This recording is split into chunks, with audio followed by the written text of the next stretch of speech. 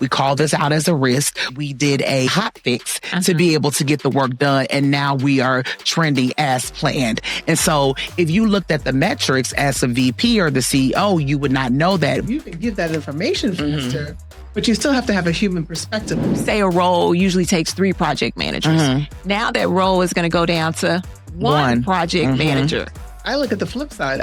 I say that you're still going to have 3 project managers, but instead of running 2 projects simultaneously, now you can run 10. I guess as an entrepreneur at the table.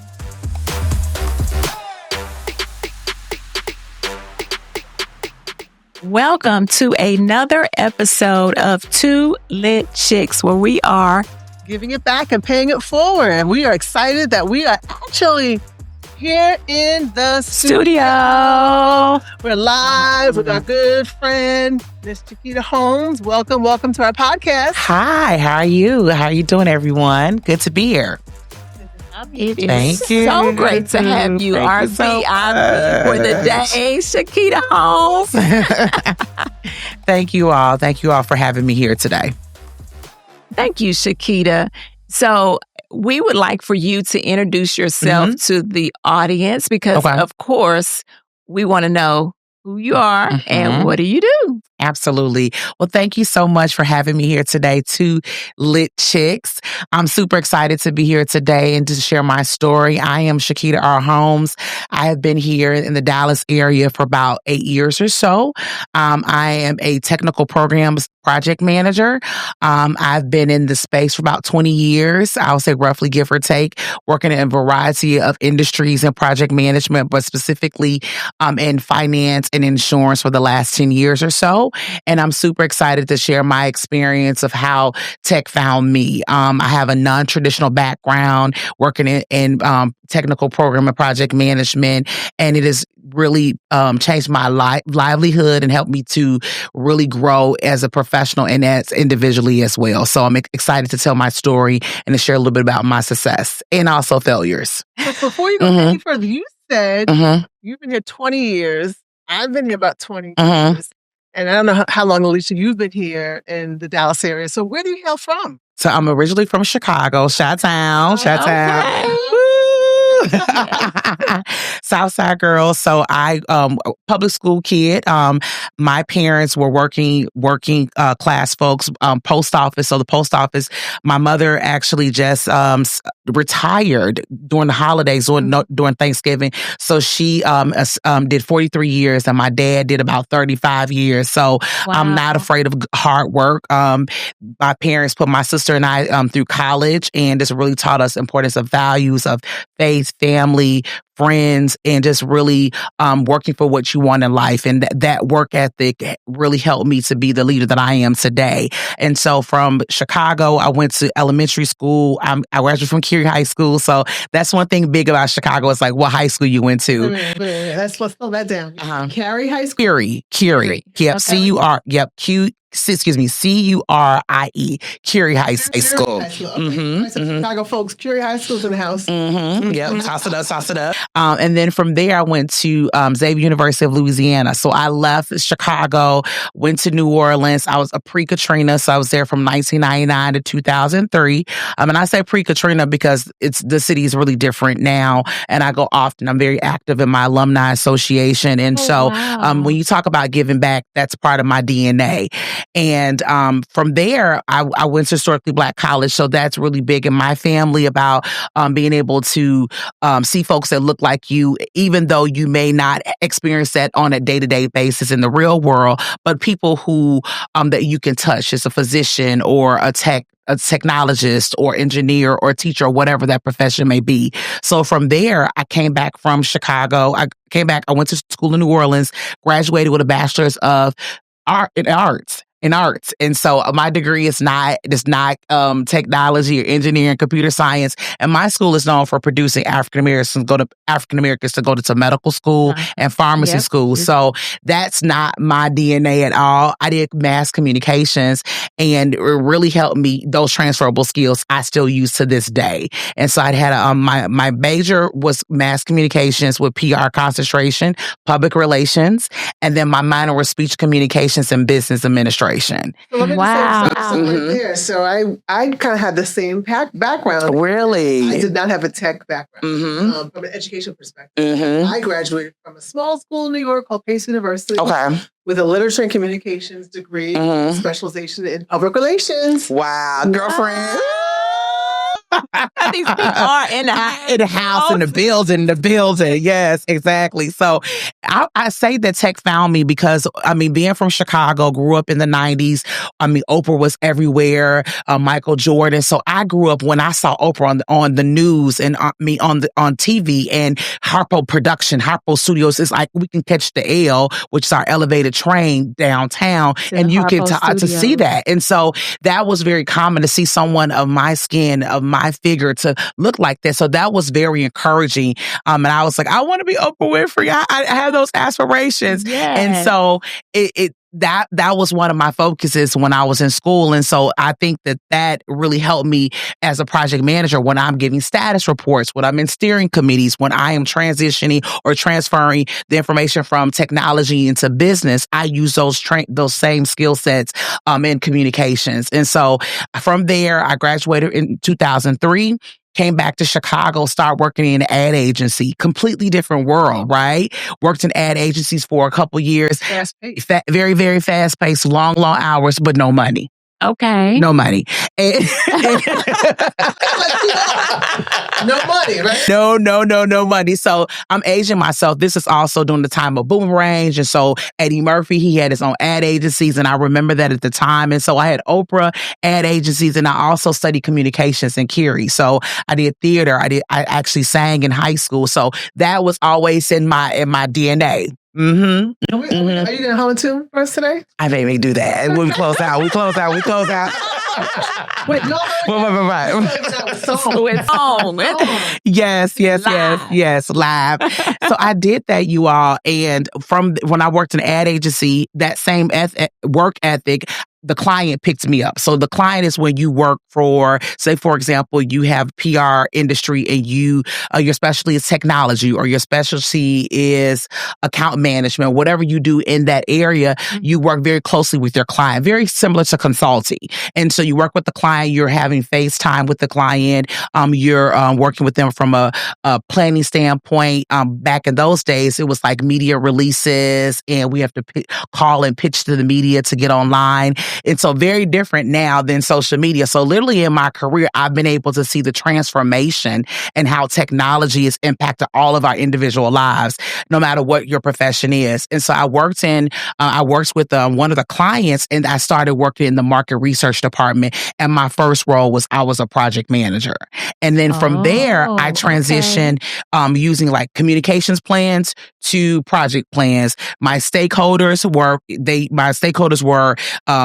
for example, was a client, I will work with an artist, or I will work with a copywriter or a graphic designer. Then now I'm working with a product owner or a business analyst, or those different people from that standpoint. And so it was really hands-on, like literally learning on the job for me. And then from there, prior to, LinkedIn and podcasts, I just interviewed and just worked with a lot of developers that really understand what they did. And I will go to the public library and read like dummy books, those yellow and black books, like Dummy 101, Introduction to Computer Science, Introduction to Engineering Development. And that's what I did when I started my career. And then that, fast forward now, I've continued to grow, have upward mobility opportunities within organizations, and that what brought me here to Dallas.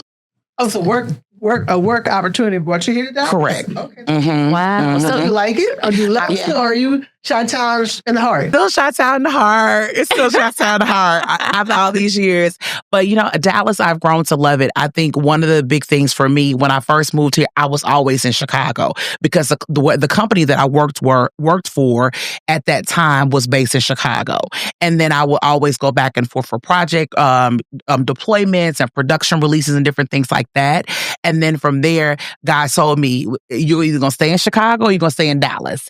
And then that's when more opportunities came for me, I started developing friendships, community, and I really started, getting more comfortable here in the Dallas community. You kind of had to sit here for a minute and just accept, like, okay, I'm here in Dallas, right? Otherwise, you're never going to embrace it. Absolutely. And it's very different. It's spread out. But it's been a good change for me. I think it's something I needed more than I knew I needed. It was a career opportunity, but I grew professionally, I grew personally, spiritually, and now I've been here for 8 years now. 8 years. So I've been here 8 years. I've been in the tech space for 20 years. My bad. It's okay. I think I got that number twisted. Sorry. That's okay. That's okay. And now, Shaquita, one of the reasons why specifically I was very interested in you and being in this particular space with us on the podcast was because of your career, project management. Now, of course, I didn't know it was so robust. So that even makes this story so much more interesting. Oh, thank you. And so, because this is one of the most highly demanded, probably over-flooded role. Not when I say over-flooded, that's probably not the right word. Flooded, that's not a good word to use. Yeah, it's in high demand. It's definitely high demand. Yeah, high demand. And so, and that is one of the roles that I get frequently asked about the most.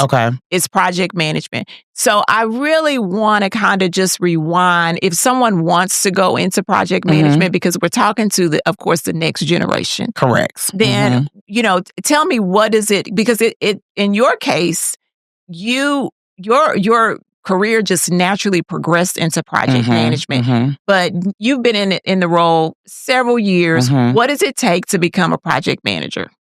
Now it's skills. It's all about your skills, because when I first started, it was the degree. And then now you have the certifications, but it's really about the skills that you have and how you make sure that they're transferable and that you are staying ahead of or being proactive when it comes to the cutting technology. And so, for example, when I mean about skills, I have people that reach out to me and say, okay, I'm a teacher and I'm interested in becoming a project manager, or I am a dancer, a variety of spectrums of, I'm burnt out because I'm a financial planner and I want to do project management, or I'm a stay-at-home dad or mom. I want to become a PM. And I really sit down with them and at first I ask them why. And I want to make sure that they've done their homework, because my credibility and being in the space for so long, when I recommend someone, when I talk to someone, they really take my advice as golden, I would say, because I've done the role. I've been a project coordinator all the way up to a PMO manager. I haven't been a director or a VP yet, but I've worked in a variety of areas and industries where I know what it looks like on the book, and also what you need to do to be able to go take a project from inception all the way into execution, all the way into deploying the project for your client. And so I talk about their skills. I talk to them about leadership. I talk to them about communication, collaboration. I talk about the financial components of it, risk management of it. How are you with people? Because you have to work with a variety of folks to be able to deploy the work, and you're not actually doing the work. What is your level of influence? And so I take them through those skills and making sure how they can be able to transfer those skills from their current role. And in addition to that, I also recommend them to take on some stretch assignments or projects in their current organization to be able to show what their strong interest is, because of the demand is there. Now with AI, with various cutting technology, with all the different areas, project management is, like you said, is one of the sought out careers. When you look on CNN or you look on Glassdoor, various websites, project management is one of the top careers to be able to go into. And when I started in 2005, it wasn't even a career path. It was a skill set. So how it transitioned from being a project manager to being a program manager to really trained engineer to agile coach to VP and so forth. It has transitioned from a skill set now into a career. And I could think about other careers that when I first graduated from college that didn't even exist. Right. So when I've kind of been in the PMO space early in my career. And there was this PMO certification at one point, like the ground down. You had to have that in order to do PMO. Is that still the case? It is, but I still tell people when you're trying to transition into project management to have your PMP. And that really helps you to be able to set you apart from everyone else. And any type of other certification, you have product owner certification, you have Scale Agile, which is safe, Scale Agile. You have also release train engineer certification. So there are a variety of certifications that I recommend people to join, but to actually gain. But one of the things that employers are looking for that is different is people who've actually done the work. Right. And so that's what sets you apart, especially when it's a demand. And so I recommend people don't quit, do not stop your day job, but look at opportunities where you can be able to do project management in your current role. Well, and also with PMP certification, you have like 2,000 hours correct, of actual project management skills before you can even get certified. So that says you've done the work exactly, in a certain amount of hours. Another question. So you talked about Safe Agile, and waterfall back in the day was the only method that was leveraged. What are you seeing with the work that you're doing between the classic waterfall and Safe Agile approach? Which one?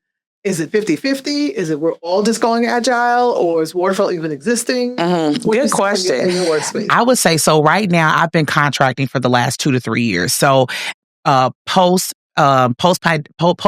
pandemic, I see a lot of organizations doing Scale Agile, and also hybrid. So if you work in an older organization that has legacy systems, I moved here. I worked at Allstate, and so I worked in a lot of insurance companies. So they have a lot of legacy systems versus a newer company or a younger company such as a Google or Amazon. They may have their own form of Agile, whether it's name brand within the organization. And so I see it's either hybrid where they're doing some waterfall and also agile. Within the agile, it could be Scrum, it could be Safe, it could be XP, which is Express. XP is I'll come back to it. I can't remember what it stands for, but there are a variety of agile methodologies, the way that you actually do the work or the development of the work. And then you have your traditional waterfall as well. And the reason why waterfall, I don't believe that it will actually go away is because you still have bread and butter organizations that actually do their work out of that.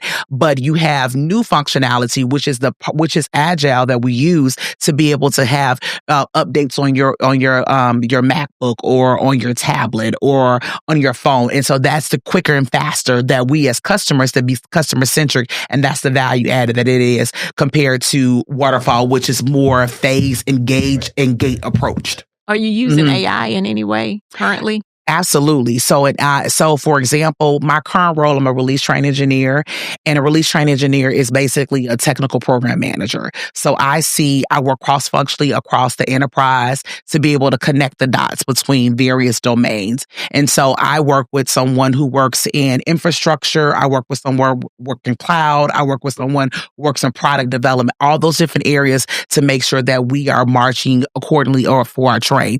So how I personally use it as a program manager, I use it for note taking. I use it for feature writing. I use it for status reporting. But I don't use it as a substitute.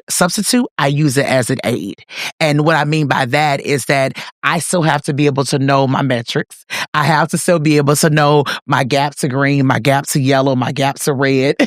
And I have to be able to still have that 90-minute elevator elevator talk with my CEO to be able to say that. And so I always say I use AI as an aid. Even if I'm on like a PI planning, which is program increment planning, where we do quarterly planning, I use that for helping to identify what the risks are and working and talking with the product owner or the business or our business stakeholders. So that's how we primarily use AI, feature writing, note taking, status reporting to really help aid in streamlining a lot of the mundane work not mundane, but work where we could be focusing on technical designs or fleshing out features and epics and working with the team and working with the architecture or working with business department or partners for that. It's a productivity tool. Building AI into project management just allows you to get all of the, I would say rudimentary because you use that word, but just the standard things that have to be produced quicker. And then actually more collaborative. Different people to actually produce that. So where you are you using Copilot, or is it commercial tool, or have they gone and actually built in AI into a homegrown tool? Good question. So both of the organizations I work with, we use Copilot. So one of the organizations, contractors cannot use Copilot, and then another organization that I recently started, we use Copilot. So what's up with that? I received pushback because they said they wanted because of licensing purposes. That's what they told us. Yeah. Okay. But I was like, but we're still part of the team. We're still getting the work done. Yeah. I was like, okay, no worries. You pick your battles, right? So I think so for me, that's the way I see AI. I see the developers use it as well, but they use it more for checking their code. They use it to be able to streamline the work that they're doing. They use it for learning opportunities. So we have continuous improvement or in learning within our sprints. So they use it for that as well. So that's the ways that I see us using AI. One of the things, depending on your organization, if they're an older organization, they're not as AI friendly. From that standpoint, it's certain departments are using. So, for example, if you're a cloud technology, you're using AWS, you probably one of the areas that, were not grandfathered, but one of the areas that early receive it versus another area may not receive it. So I've also seen organizations take it in a phase approach for AI as well. Yeah, makes sense. Makes sense. So what's your aha moment? This is say, because you've done, program manager for a long time. In the last 3 years, it's really changing. Is there an aha moment you've seen in your career, having been in this space for so long? Or if not, looking forward with AI, can you say, wow, I see this changing in the work that we're doing in program management? Good question. It makes me nervous sometimes, but also it gives me the confidence that I know my stuff from that standpoint where I can use it as a tool, just like I use Jira as a tool, right? We use Jira for metrics. We look at velocity. We look at the burn down. We look at what are the predictabilities for our feature, for our work. So for me, I'm looking at the predictability. Okay, this is what our trend is from the money that we're spending. We're producing. We're actually deploying X amount of feature work. And so I look at it as a tool to be able to help share the story, to align it to the KPIs or the objectives.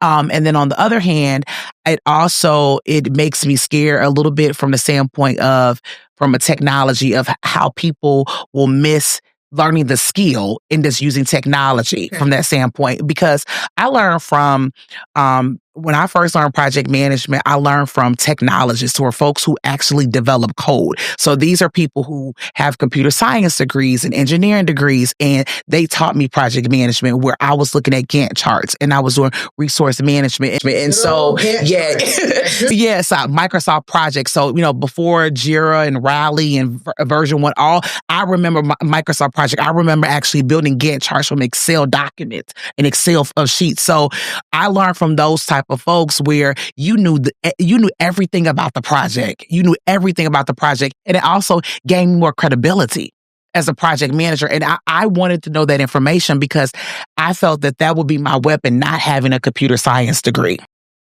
No, not at all. Okay, I can see that, but it's about how you apply this skill and all the experience. Where do you see the role going in the future? I mean, especially with AI on the landscape now. Well, I definitely see that the area is going more product versus project. So you have the life cycle for a product where you're doing more agile, as we talked about earlier.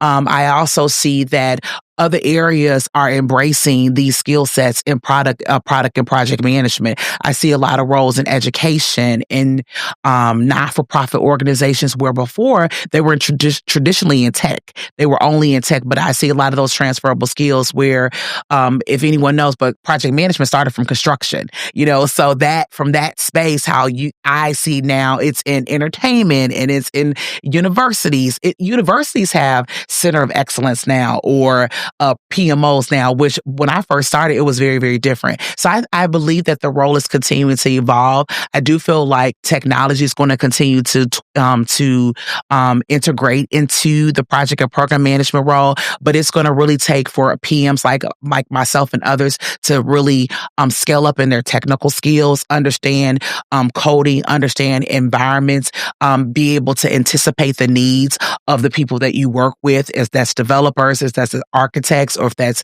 from a product management side, understanding the feature, the roadmap of the work. I believe that that's where the added value, where it took me from good to great as a PM, and also being able to get certifications that I mentioned earlier, but certifications like in technology, like cloud partitioner and different things like that, where I'm seeing a lot of more my peers who have years of experience as like I do get those certifications, and it's making me more attracted to them as well. So we, our audience that we speak to are the next generation coming into tech. Okay. So they're either starting their first role, or they're finishing up their college degree, or some of them are finishing up certification. It sounds like what I'm hearing is from you is, hey, learn the PM skills, but also in parallel to that, learn technology. Correct. Whether it be cloud or infrastructure or data analytics, so that you can pair knowledge of the technology with how to do actual program management. But then I'm also I'm hearing you say that the PM skills are not just for technology, because if you're a good project manager or a good PMO, you can go to education, you can go to entertainment, you can go to other industries, and apply all that. Correct. So PMO or project manager is a great space because it's not just technology focused, it can be across many disciplines, many domains or many areas of work. That's what I feel like I'm hearing you. Yes, that's very correct. And then to that, another area where I see a lot of project and program management skills is hospitals.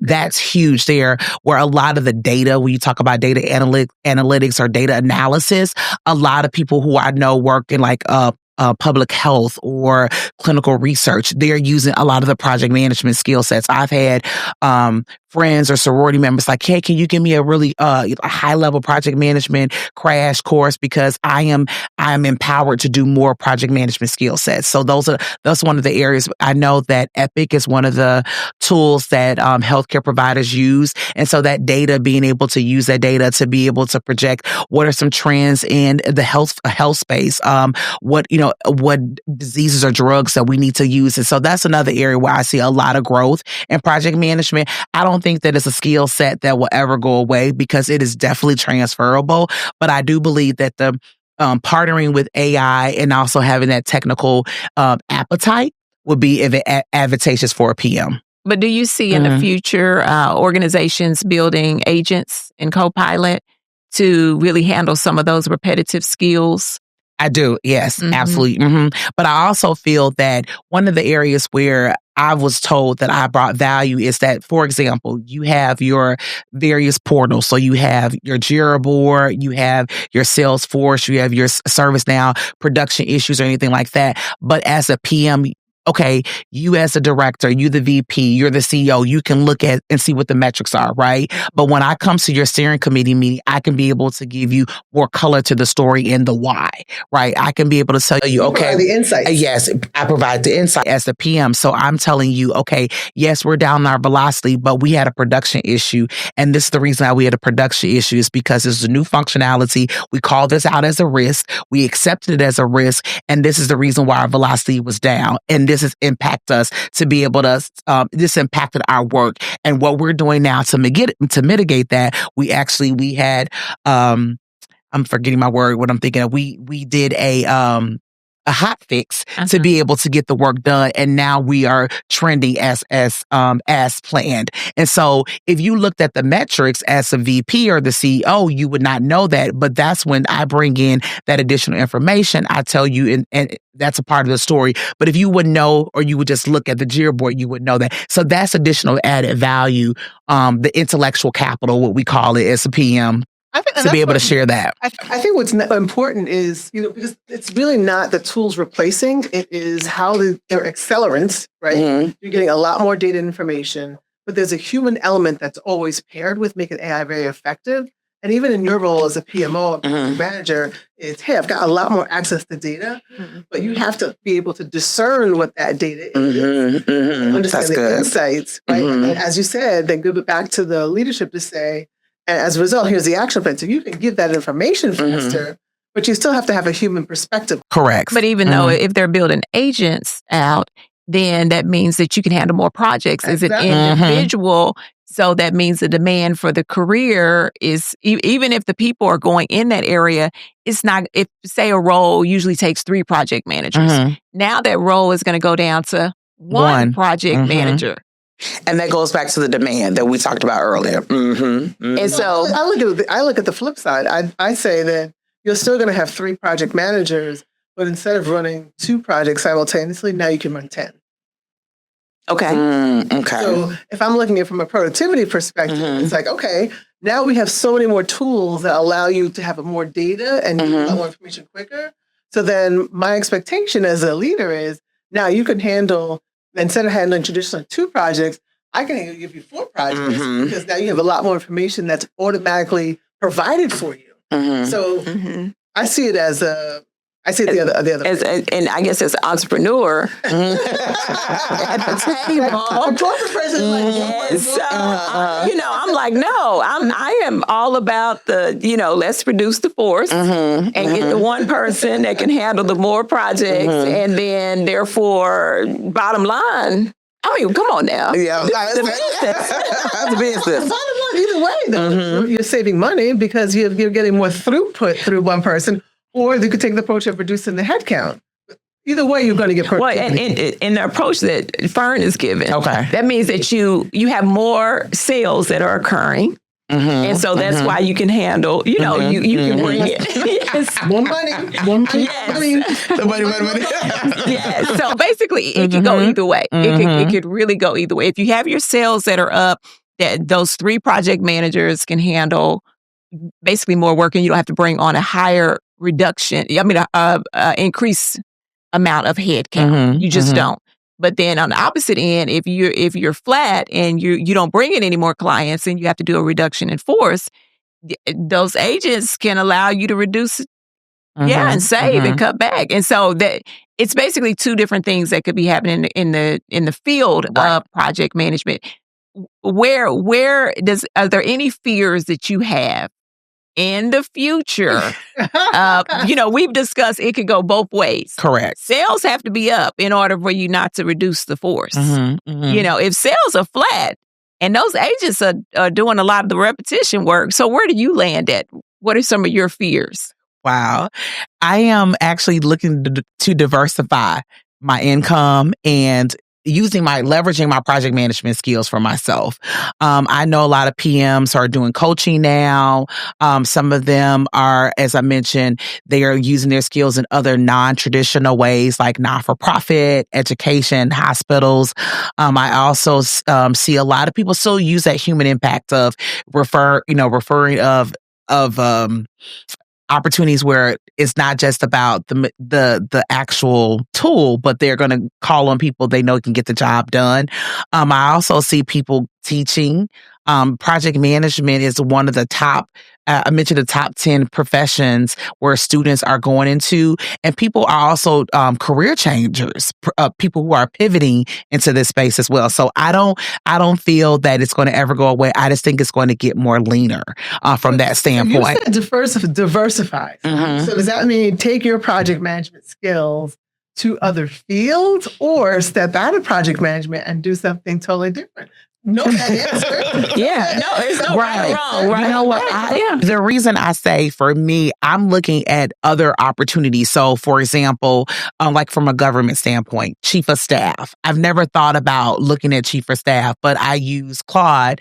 I uploaded my resume. Let her have it for just a second. She loves Claude. Okay. That's your Actually, no, ChatGPT's my other boyfriend. Okay. I like Gemini too, but I like Claude a lot. But I one day I just uploaded my resume and I said, based on my experience, what other opportunities can I leverage, with project management. So chief of staff, customer success manager, delivery implementation manager, VP of client services, roles I didn't even think about. These are roles that necessarily do not even have the word project or product in them. And so I was like, wow, so that's one of the ways that I use chat GPT from that standpoint, AI. I'm not concerned because I do feel like the skill sets are so transferable. I'm being in a space for 20 years. I'm looking at other ways I can leverage my skills. I'm just pushing myself out from not letting fear, keep me in a box, because I've always been so just like good in my space from that standpoint. But I definitely think that leveraging the technology component with project management, with that communication skills, I think that that'll be a great winning formula. And I even see this in developers. So before you would be a software engineer, but now you're a developer, but now software engineers are expected to develop code. They're expected to test. They're expected to deploy, where before it was all these different roles. It was very, a linear role. So you had a system analyst, you had a business analyst, you had a tester. Now you're a software engineer and you have to do all three of those responsibilities. Honestly, I don't really know any roles, especially in the tech field, where you either are part of the project, you need to know about the project, or you're delivering the project. I don't know any roles in which you can get away from project management, like some aspect of it. I think it just about every role in the tech field touches it. Touches some level of project management. So that's when you're saying the skills are transferable. Honestly, I wish everybody had to get PMP. Yes, especially in the tech field, because it's all about deliverables. Yep. At the end of the day, it's about deliverables. It would help. It would definitely help the PMOs. Yes. So they understand what's required to get the work done. Right. And then I think it helps everybody collaborate and be more in sync. Yes. To understand what really has to happen for this to be. Why. And why. Absolutely. Why. And what is the pathway to get it? Right. Absolutely. Tell your younger self. Keep learning. I love it. Keep learning. That's a good keep one. Growing. Shaquita, that is a keep good growing. One. Keep living. I love it. Yeah. I love it. I think that's in the tech field. You have to you either evolve or die And we say a lot of times, you're building the car and driving it at the same time. And I feel like my career has been like that. I'm driving it and trying to figure out whatever exactly at the same time. So you said that you snuck in there. Well, first of all, Chi-Town, Xavier, Curie, high school Xavier. Then you snuck in there that you and the sorority, but you didn't say anything about the sorority. So I've got to ask. Of course. I remember Alpha Kappa Alpha Sorority Incorporated. Okay. AKA. So we have an AKA in the house. Yes. The girl's wearing the pink for you. Thank you so much. I am not Greek, by the way. I know. I'm just festive. I'm not Greek either. I'm me, find me. Okay. That's me, find me. We are two lit chicks. Yes, I love it. That's what we want to be. And I love you both as well. It doesn't matter. I look at the sisterhood. For me, I've been so blessed. I've continued to grow and utilize my skills in the sorority. And not just in my sorority, but I've also through professional organizations, PMI, Toastmasters, my church, my alumni association. I'm a huge advocate of get involved in the community. You talk about giving back, and I know sometimes I overextend myself, but I thoroughly enjoy it and I love it. I tell people from the church, I learned how to publicly speak. From Easter speak. I mean, all those different things you learn, they are life skills, how to be able to work with people that you may not get along, but you have to, all those things, all those organizations, the Urban League, Xavier Alumni Association, AKA, the PMI, Toastmasters, all of those organizations, they are a part of me and they help me to become the person I am. And of course, my family, being able to manage, I'm a latchkey kid. I'm the oldest. So a lot of those transferable skills, I didn't even realize I had them at 7 to 8 years old. Taking public transportation, risk management, mitigation. On the bus. On the bus, right? Risk management. Okay, what's the exit? So I had to do that. That's contingency plan. A, B, and C. And people like, how do you know? I'm like, it's a part of who I am. It really, really is. And I even think I was going to be a PM. I thought I was going to be the next Oprah Winfrey.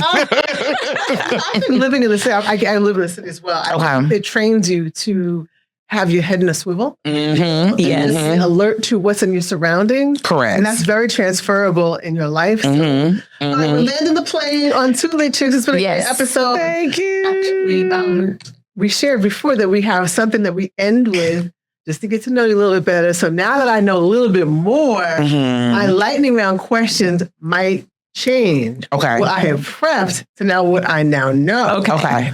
So, this is gonna be good. Okay. So the first one is yams or sweet potatoes? Yams. Okay. Next one is Netflix or Hulu? Netflix. Oh, she was quick on that one. I would say next one is. So I learned this from my young mentors are always kind of keeping me hip and kind of like what's in tune with the terminology. Mm-hmm. So I learned just recently there's a term called delulu. So I said, delulu? What the hell delulu? Like glue? Mm-hmm. So cray cray or delulu? Cray cray. That sounds cray. I'm cray cray. I may be aging myself, but I'm cray cray. I'm aging myself as well. Mm-hmm. All right, so movie night on the town or dancing the night away. Ooh. I'm a dance. Dancer. I'll step it. Yes. Dancer.